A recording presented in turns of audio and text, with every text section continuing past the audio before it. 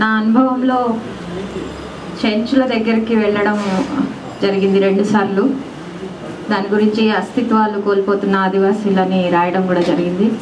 ఆ తర్వాత పోలవరం ఒక 6 నెలలు బాలగోపాల్ గారు ఉన్నప్పుడు పోలవరం వ్యతిరేక ఐక్య సంఘటన అని చెప్పి అక్కడ అన్ని గ్రామాలు తిరిగి అక్కడ దాని గురించి కూడా రాయడం, అంటే అసలు కంపెన్సేషను రిహాబిలిటేషను అనేవి ఎంత బూటకము చట్టాలు చేసి ఆదివాసులను మోసం చేస్తున్నారని దాని గురించి రాయడం. ఆ తర్వాత కవల్ పార్క్, అది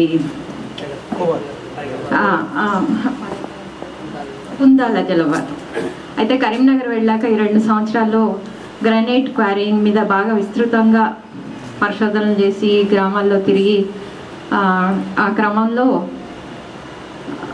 కుందాల జలపాతం గురించి ఆదివాసీ మిత్రులు ఫోన్ చేసినప్పుడు అక్కడ వెళ్ళిన తర్వాత అర్థమైంది ఏంటంటే అది హైడ్రల్ ప్రాజెక్ట్ కాదు, తమ్ముడు చెప్పినట్టు అక్కడ ఖనిజాలు ఉన్నాయి కాబట్టి అక్కడ ఈ ప్రాజెక్ట్ చేపడుతున్నారని చెప్పి ఒక ఆంధ్ర పెట్టుబడిదారుడు ఆయన గురించి మొత్తం తీసి ఢిల్లీలో సుప్రీంకోర్టులో ఉన్న లాయర్లకి అవన్నీ కూడా ఫ్యాక్స్లు చేసి ఏంటి దీని గురించి అని ఎంక్వైరీ చేయడం జరిగింది.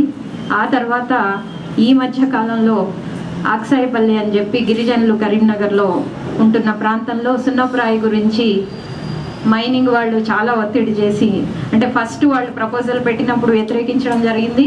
అంటే ఈ మధ్యకాలంలో తెలంగాణ భూమి రక్షణ అని చెప్పి ప్రత్యేకంగా భూమి గురించి, ల్యాండ్ గురించి, డిస్ప్లేస్మెంట్ గురించి పనిచేస్తున్నాము.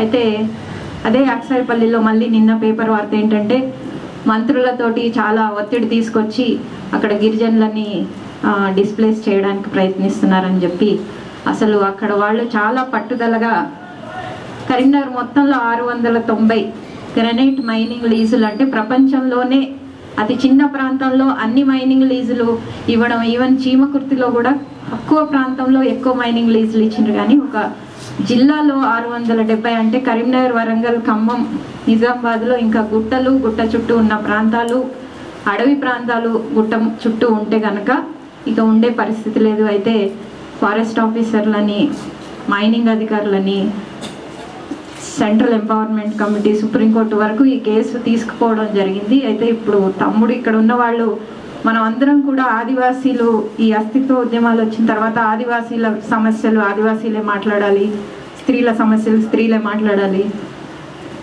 ఇట్లాంటి దాంట్లో ఆదివాసీ సమస్యలకి బయట నుంచి సపోర్ట్ ఎక్కువ లేదని నేను అభిప్రాయపడుతున్నాను. కాబట్టి అడవి గురించి మాట్లాడడం అంటేనే ఆదివాసీల గురించి మాట్లాడడం.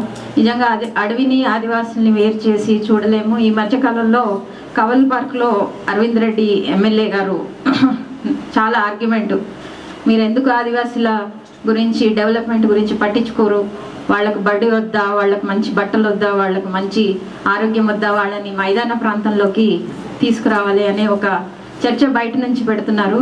అయితే మనమేమంటున్నామంటే నిజంగా ఆదివాసీల మీద అంత ప్రేమ ఉంటే అడవిలో మీరు ఏమనుకుంటున్నారో అవి ఆ హెల్త్, ఆరోగ్యానికి సంబంధించినవి, విద్య సంబంధించినవి, వాళ్ళ సంస్కృతిని కాపాడుకునే ప్రయత్నాలు చేయండి. కానీ వాళ్ళని తీసుకొచ్చి జనస్రవంతిలో మెయిన్ స్ట్రీమ్లో కలిపి మీ సంస్కరణలు చేయొద్దు అని చెప్పి మనం మాట్లాడుతున్నాం. అయితే తెలంగాణలోనే కాకుండా మొత్తం ఆంధ్రప్రదేశ్లో ఇవాళ ఆదివాసీలు, ప్రపంచవ్యాప్తంగా ఆదివాసీలు ఉంటున్న అడవులు అత్యంత విలువైన ఖనిజాలకి నిలయాలు. కాబట్టి ఈ ఆదివాసీలను డిస్ప్లేస్ చేస్తే కానీ అక్కడ ఉన్న ఖనిజాలు తీసుకోవడానికి, విలువైన అటవీ సంపదని దోచుకోవడానికి ఇక్కడ మనకి ఇంకా వేరే దారి లేదు అని చెప్పి ఒక కుట్ర పని, టైగర్ పార్కులు అని చెప్పి, బైసన్ పార్కులు అని చెప్పి, తర్వాత అటవుల సంరక్షణ అని చెప్పి రకరకాల ఎన్జిఓలతోటి ఇవాళ ప్రపంచీకరణ భాగంలో కార్పొరేట్ సంస్థల తరపు నుంచి జరుగుతున్న ఈ అన్యాయాన్ని నిజంగా మొత్తం ప్రపంచం అంతా, సరే పర్యావరణవాదులు ఉన్నారు ఇక్కడ, ఎన్వైరన్మెంటలిస్టులు, నిజానికి ఆదివాసీలు అంటే సరే మనుషులంటే ప్రేమ లేకపోయినా వరల్డ్ వైల్డ్ లైఫ్ ఢిల్లీలో నేను ప్రత్యేకంగా వెళ్ళడం జరిగింది.